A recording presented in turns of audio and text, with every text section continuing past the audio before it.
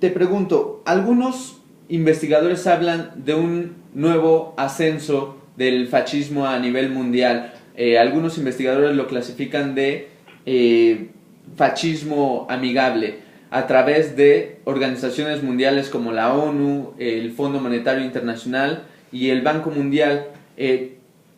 Desde tu perspectiva, tú fuiste director del Banco Mundial, ¿esta tendencia sería plausible? Yo creo que hay una ensalada de conceptos en tu pregunta. Hay varias cosas que están sucediendo simultáneamente que tú estás confundiendo en uno solo. Hay el ascenso a nivel mundial de partidos políticos de extrema derecha y muchos de ellos de índole fascistoide, como hemos visto en Grecia, por ejemplo, donde hay claramente partidos políticos de orientación nazista. En Europa hay una proliferación de partidos que son antimigrantes, etcétera. Eso no tiene absolutamente nada que ver con el Banco Mundial y con el Fondo Monetario, etcétera, ¿no? Nada. Esos son cosas que no tienen nada que ver con eso.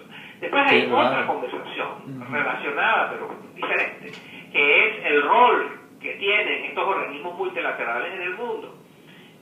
Donde claramente están en muchos casos disminuyendo. Hoy en día la importancia que tenía, solo piensa en tu país, en México, la importancia que en un momento dado tuvo el Fondo Monetario y el Banco Mundial en poder imponer condiciones a los préstamos que le daba México. Eso ya hoy en día no ocurre, ni ocurre en ninguna parte de América Latina de manera muy importante. Entonces, aún estos organismos multilaterales han visto degradarse el poder que históricamente habían tenido. Hoy en día el Fondo Monetario o el Banco Mundial son muchísimo menos poderosos de lo que habían sido antes. En el libro yo repito mucho la idea de que el argumento no es que no hay centros de poder. Yo no estoy argumentando que el Banco Mundial, el Fondo Monetario, la CIA, el Pentágono, el Vaticano, el PRI o los grandes potentados del mundo, la gente que tiene mucho dinero, los grandes bancos no tienen poder.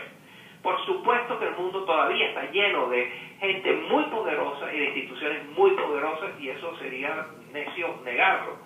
Lo que argumento en el libro es que esos que tienen poder hoy en día tienen más limitaciones para usarlo que en el pasado. Moisés, me cuesta mucho trabajo creer que una interpretación de la crisis económica griega no pase o no tenga un aspecto importante a través del Banco Mundial, del Fondo Monetario Internacional, o que pueda ser un fenómeno explicable sin remitir al neoliberalismo. Es algo que me parece totalmente inconcebible. La crisis griega tiene su origen en las conductas del gobierno griego. La crisis griega, de la misma manera que en su momento la crisis mexicana, cuando hubo el crash en México, o la crisis que hoy en día estamos viendo en Venezuela o en Argentina, son manufacturadas en los centros de poder nacional de esos países. El gobierno griego simplemente adoptó políticas fiscales y de préstamos y de endeudamiento y políticas monetarias que no eran sostenibles. Y llegó un momento en que todo lo que no es sostenible no se puede sostener y no puede continuar. Mira. Y cuando llega una persona y deja de tener la capacidad de endeudarse y está lleno de deudas y necesita seguir viviendo, pues tiene que salir a renegociar sus deudas. Y es absolutamente normal que la persona que tiene la capacidad de renegociar deudas le ponga condiciones, como por ejemplo, tienes que modificar tus niveles de endeudamiento para tener una política económica más sostenible y absolutamente más responsable, ¿no? Que eso. Entonces estos gobiernos en todas partes del mundo, independientemente de quién están, se ven obligados a tener recortes de gastos públicos, y hay una desmejora de la calidad de vida de la gente, por supuesto. Y la gente, muchos de ellos, reaccionan de una manera que empiezan a tener más simpatías por movimientos como estos que hemos hablado. Pero de pensar que estas organizaciones son los protagonistas centrales y las causas centrales y más importantes de lo que ha pasado en Grecia no es correcto. Pero en todo caso, esta es una conversación que nos está llevando muy lejos del tema de mi libro. Volvamos al libro, Moisés. Hay dos elementos que quisiera tocar para finalizar con esta entrevista.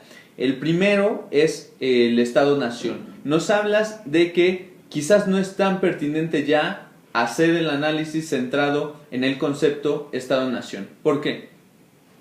No, yo creo que el Estado-Nación es una realidad que existe y que va a seguir existiendo y es muy relevante. Yo creo que el nacionalismo es una fuerza que va a estar con nosotros para siempre o por mucho tiempo, y creo que el Estado-Nación es una realidad indiscutible. Lo que digo en el libro es que la visión que simplemente analiza la geopolítica en términos de qué país sube y qué país baja en cuanto a su capacidad de influir en el mundo, pierde muchas veces de vista de que lo que está pasando dentro de los países está muchas veces más importante de lo que pasa en las relaciones internacionales de los países. Por último, hay en todo el libro una serie de fenómenos. Utilizaste hace un momento una palabra que me parece perfecta para describir al libro, una ensalada de temas tratada de unir con un punto en común: el fin del poder, que después nos enteramos que no era fin, sino traslado o degradación, en tus propias palabras. Sí, ninguna de las personas que ha escrito reseñas sobre el libro en ninguna parte del mundo ha pensado que el libro confunde los temas. El hilo conductor del libro es el argumento central que te he explicado, que es que el poder es hoy en día más fácil de obtener, más difícil de usar y más fácil de perder.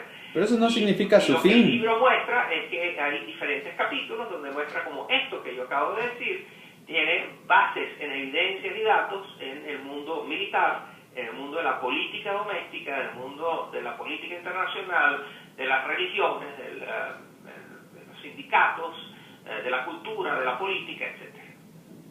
Lo que no significa su fin, ¿estamos de acuerdo?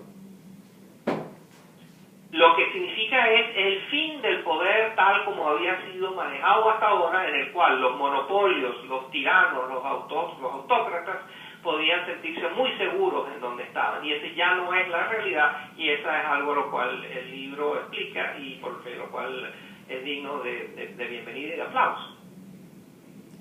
Muy respetable tu opinión, Moisés Naim. Muchísimas gracias por esta conversación. No, gracias a ustedes. Hasta luego. Hasta luego.